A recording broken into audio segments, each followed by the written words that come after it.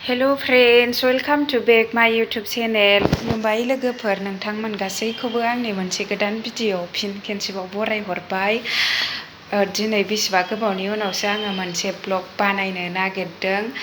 आङो भिडिअ होयैया बिराद गोबाव जाबायमोन, भिडिअ होनो मोनैया, जेबो भिडिअबो बानायनो मोनाखै।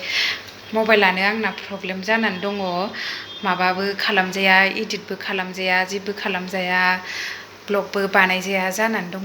ओमफ्राय आङो दिनै सानबाय, ओरैनो जानला मोनला मोनसे फिसा ब्लग बानायसै सानबाय आङो। ओमफ्राय आङो दा पनिर बानायनो नागिरदों, गाइखेरखौ पनिर बानायनो नागिरदों आरो फ्रेस गाइखेरखौ। ओमफ्राय नोंथांमोनहा नायलांफाबाय थादो आं माबोरैहाय बानायो। ओमफ्राय आङो गाइखेरखौ फुदुंनानै लाखाबायमोन, फुदुंगासिनोखा आरो। ओमफ्राय दा गोदौगासिनो, नै एसे गोदौनो नांबावगौ। गाइखेरखौ माने ग्लुब ग्लुब गोदौ होथारनांगौ आरो। ओमफ्राय बे गाइखेरखौ एसे ग्लुब ग्लुब गोदौहोखांनानैहाय बेयावहाय निम्बु बिदै होगोन आरो, लेबु बिदै होगोन बेयाव। होमबानो बे गाइखेरा गावनानै बेनो पनिर जागोन आरो। नोंथांमोनहा नायलांबाय थादो। बांसिनानो गोबाङानो बानायनो रोंखायो, बयबो बानायखायो। ओमफ्राय थेवबाबो जाय जाय बिथांमोनहा बानायफेराखै, गाइखेरखौ बानायनो रोङा, बिथांमोनहा नायनानै लादो आरो माबोरैहाय बानायो। ओमफ्राय आङो गेसखौ एसे फास्ट होनानै होनोसै, जाहाथे थाब गाइखेरा गोदौनायनि।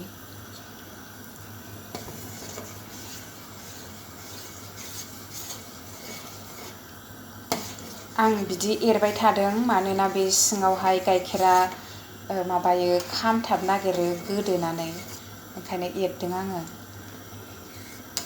गेस फास्ट होबाथाय खामथाब नागिरो। पनिर बानायनो थाखाय एसे माबा गाइखेरखौ फुल क्रिमखौ नांगौ। फुल क्रिमासो जायो, बे ओरैनो सादा बे माबाफोरा साहा फुदुंग्रा बे सादाफोरा जाया। ओमफ्राय फुल क्रिम नांगौ आरो बे पनिर बानायनो थाखाय। जेसेनो फुल क्रिम गाइखेरा माखन गोनां एसेनो मोजांसिन जायो आरो पनिरा बांसिन जायो। ओमफ्राय बे बांद्राय माखन गैयिया पनिरा एसेल' जागोन आरो, ओमफ्राय बांद्राय मोजां जानो नागिरा। ओंखायनो फुल क्रिम गाइखेरखौसो बानायनांगौ। ओमफ्राय गोदौबाय गाइखेरा, नै आं बेयावहाय दा लेबु होनोसै। बांद्रायबो गोदौ होजाया, बेयो माबाया एसे फिसा टबा। बेयाव 2 लिटार दं आरो, 2 लिटार गाइखेर दङ बेयावहाय। ओमफ्राय बे 2 लिटारा बेसेबां जायो नोंथांमोनहा नायलांबाय थादो आरो। ओमफ्राय आङो लेबु होनोसै, नै बे लेबु बिदै माबानानै दोनखानाय, सेबनानै दोनखानाय बेयो। ओमफ्राय नै होबाय आङो लेबु बिदैखौ।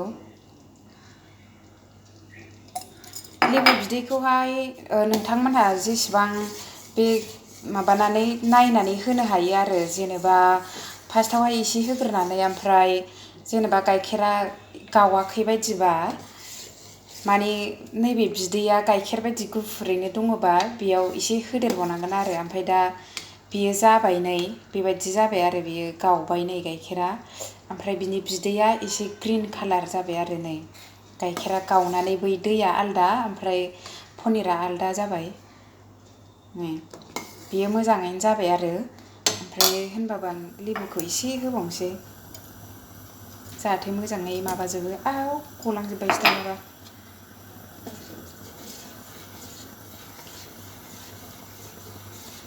खमसे खम बेयाव लेबु फिसा नै साइजनि 3 जागोन आरो लेबुआ। बेयो जेबो नङा, नोंथांमोनहा हिसाब, नोंथांमोननि आन्दाज नायनानै होनो हागोन आरो, जेबो नङा बियो। ओमफ्राय जाबाय, नै बेखौहाय आङो दा सरनानै लानोसै। बेखौ माने जि गोबा बुस्थु, जि बा माबाफोराव सरनानै लानांगौ आरो। जोंना नैबे पनिर बानायग्रा जि गोबा दंखायो, फालि, बेयावहाय आङो बेखौ सरनानै लाबाय। नै बेबायदि सरनानै लाबाय आङो। ओमफ्राय बेयावहाय दै गुसु होगोन आरो, बेयाव दै गुसुजों खेनसे लुनानै होगोन सायावहाय। दै गुसु दङ फ्रिजआव दोननाय, बेखौ दै गुसु फ्रिजआव दोननाय नङाबाबो नर्माल दैबाबो जागोन आरो।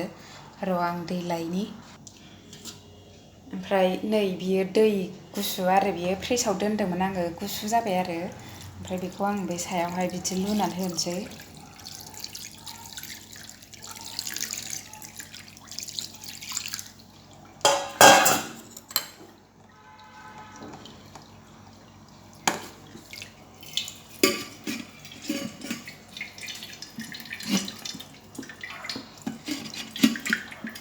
आखाइ फारसेजोंबाथाय जानो नागिरा माबा मबाइल दोननोबो जायगायानो जाया हारसिंजोंबाथाय मा जायो मबाइल हमग्राबो गैया रावबो आरो इडिटबो बानायजाया खेनसेनो आङो भिडिअ'आ एसे गोलाव जानो हागौ नोंथांमोनहा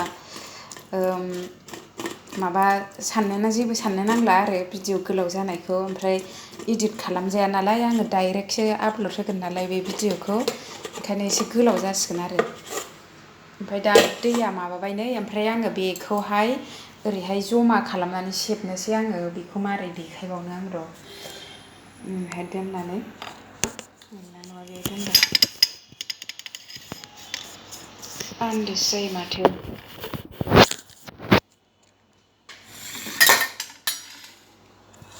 जारलाथारलै हारसिंबाथाय जाथारा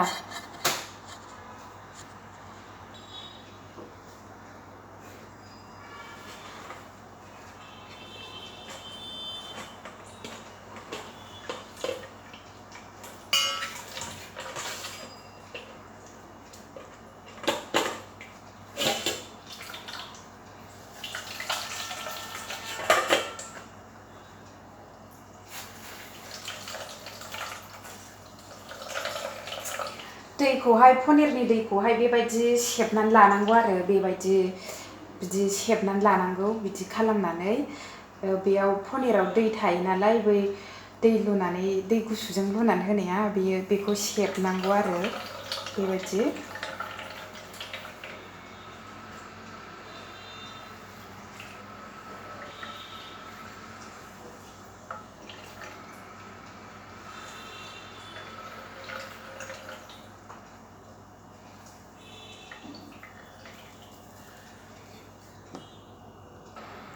बेखौहाय आङो पनिरखौ सेबनानै बेबायदि खालामनानै लाबाय नै गल ओमफ्राय बेखौ बे दैखौ सरग' होनो थाखाय बेखौ आङो आलायनानै दोनसिगोन आरो मोनसे जायगायावहाय ओमफ्राय बेखौ 2-3 घन्टासोनि उनावनो बियो माबा जागोन आरो संजागोन आरो बियो ओंख्रि संजागोन 3 घन्टासोनि उनावनो बेखौ 3 घन्टासो आङो बेबायदि दै सरग' होनो दोननोसै आरो